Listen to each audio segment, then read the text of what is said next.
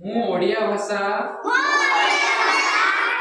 ଏବଂ ସାହିତ୍ୟର ସମୃଦ୍ଧତାକୁ ସକ୍ରିୟ ଭାବରେ ପ୍ରୋତ୍ସାହିତ ଏବଂ ପାଳନ କରିବାକୁ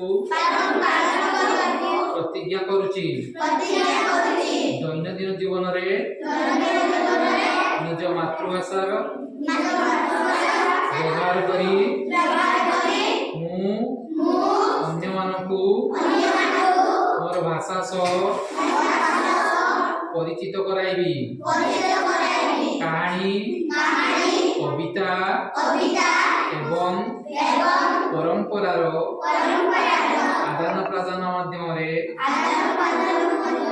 ମୁଁ ଆମ ରାଜ୍ୟ ତଥା ରାଜ୍ୟ ବାହାରେ ଓଡ଼ିଆ ଭାଷା ସାହିତ୍ୟର ପ୍ରସାର ଏବଂ ପ୍ରଚାରରେ ସହଯୋଗ କରିବି।